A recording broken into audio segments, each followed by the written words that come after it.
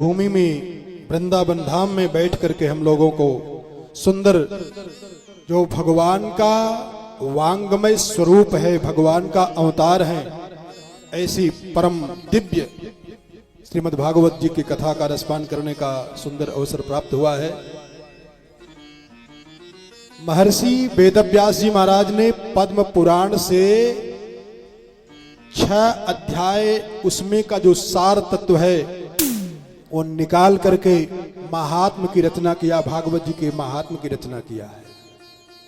ये 6 सीढ़ियां हैं, 6 फाटक हैं, और इन 6 सीढ़ियों को अथवा 6 फाटक को जो पार कर जान जाए तो साक्षात भागवत भगवान का वो दर्शन करने लगेगा, साक्षात भागवत भगवान का साक्षात्कार हो जाएगा और भागवत भगवान उससे बोलेंगे, बातचीत होने लगेगी। लेकिन ये 6 ड्योढ़ियों को जब पार करे तब, अथवा 6 अध्याय के कथा के माध्यम से महर्षि वेदव्यास जी ने श्रोता और वक्ता के पात्रता का परीक्षण का विषय रख दिया है।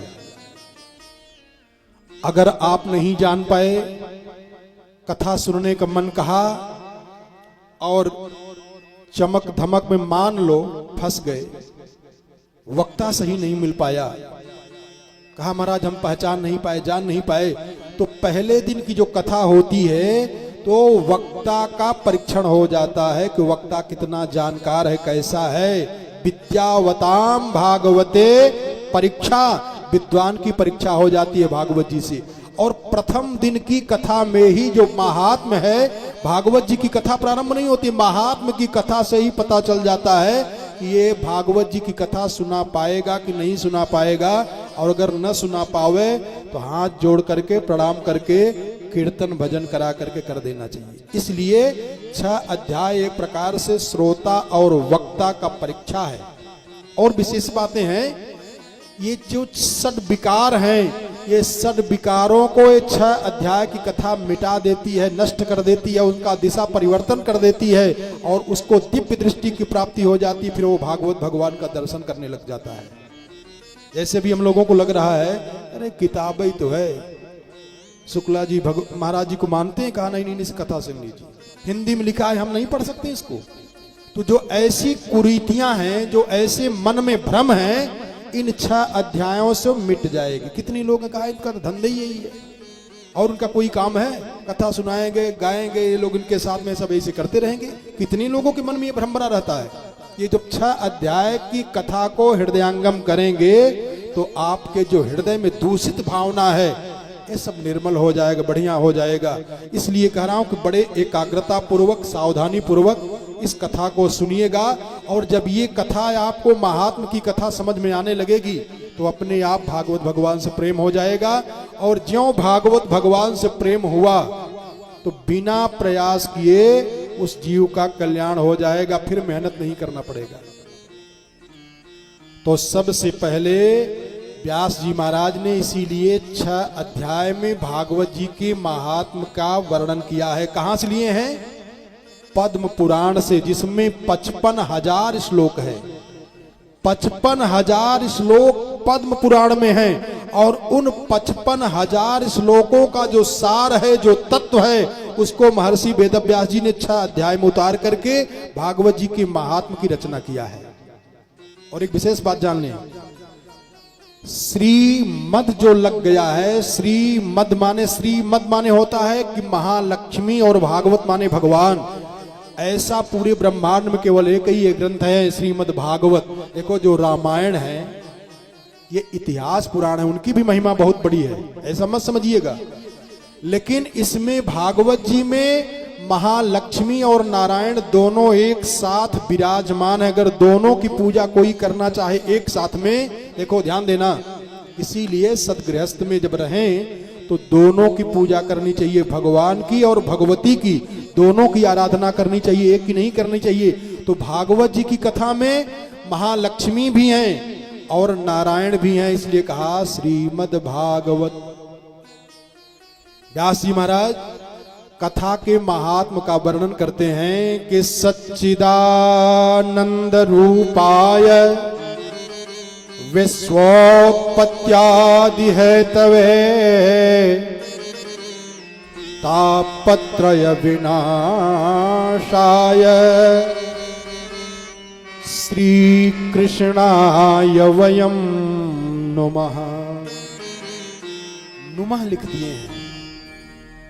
भगवान का जो स्वरूप है ये कई प्रकार का वर्णन किया गया है पुराणों में, लेकिन व्यास जी महाराज कहते हैं कि सच्चिदानंद रूपाय। ध्यान दें, किसी एक साधारण सा अर्थ बता दे रहा हूं। भगवान का स्वरूप कैसा है? बोले सच्चिदानंद रूपाय। तो कहा भगवान में सामर्थ्य कितना है, कितनी ताकत है भगवान में। ध्यान देना, यही तीन बात किसी के विषय में जान जाओ, उससे प्रेम हो जाएगा, ईर्ष्या हो जाएगी और द्वेष हो जाएगा। भगवान में भक्ति क्यों नहीं हो रही है? यही तीन बात नहीं जान रहे हो। किसी के प्रति ईर्ष्या, द्वेष, दुश्मनी क्यों हो जा रही है? यही तीन बात नहीं जान पा रहे हो। भगवान में प्रेम हो जाएगा। यही केवल एक श्लोक समझिए ध्यान देकर। क्या बोले? सच्चिदानंद रूपाय। भगवान का स्वरूप कैसा है? बोले सतघन चितघन आनंद के घनीभूत हैं भगवान। कहा उनमें सामर्थ्य कितनी है, ताकत कितनी है। हम उनका भजन करें तो क्या हम हमको विपत्ति से बचा लेंगे? बड़ी भारी हमारे ऊपर विपत्ति आई है, क्या भगवान हमको बचा पाएंगे? कितने लोग कहते हैं महाराज ये देवता बड़े हैं कि वो देवता बड़े हैं, तो भगवान में कितनी ताकत है। कहा विश्वोत्पत्त्यादि हेतवे। कितना सामर्थ्य है भगवान में। कहा उनके संकल्प करने मात्र से विश्व प्रपंच का उत्पत्ति होता है, विश्व प्रपंच पैदा हो जाता है और विश्व प्रपंच का पालन होता है और विश्व प्रपंच का संहरण हो जाता है केवल उनके संकल्प करने मात्र से, सोचने मात्र से। अगर इतना सामर्थ्य है, विश्व प्रपंच की उत्पत्ति हो जाए, पालन हो जाए, संहरण हो जाए, तो जब वो स्वयं मन लगा के करेंगे तो क्या हो जाएगा कल्पना कर लीजिए। जिनके सोचने से ये हो जा रहा है। अरे कहा इतने बड़े हैं वो, तब तो बड़े क्रोधी होंगे, गुस्सैल होंगे, जरा सा गलती हो जाएगी तो क्षमा नहीं करेंगे।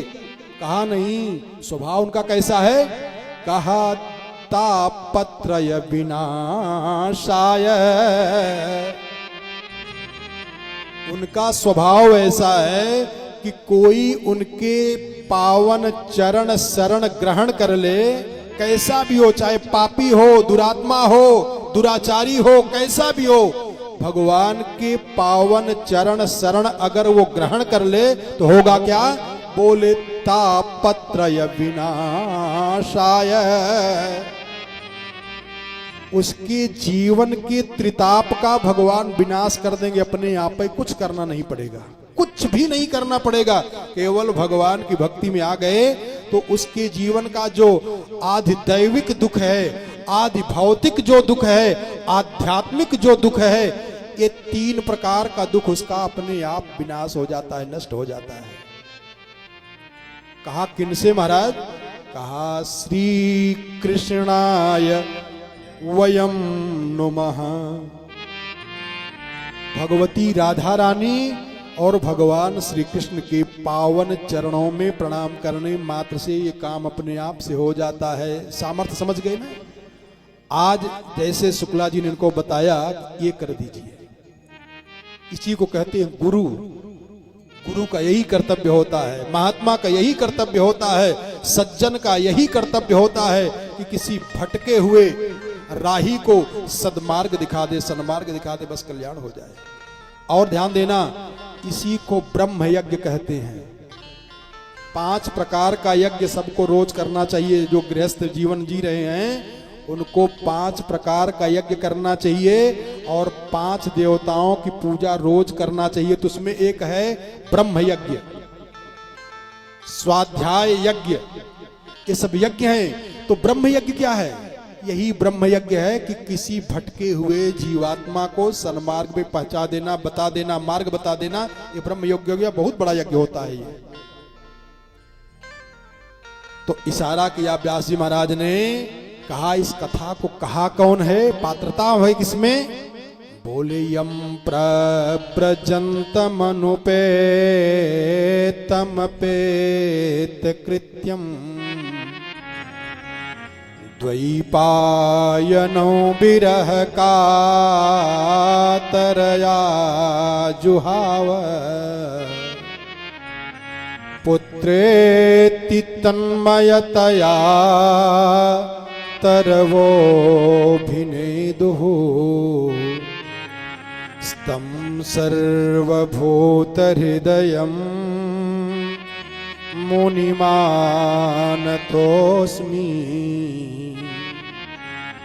सावधानी पूर्वक समझिएगा। सुखदेव जी को प्रणाम किया।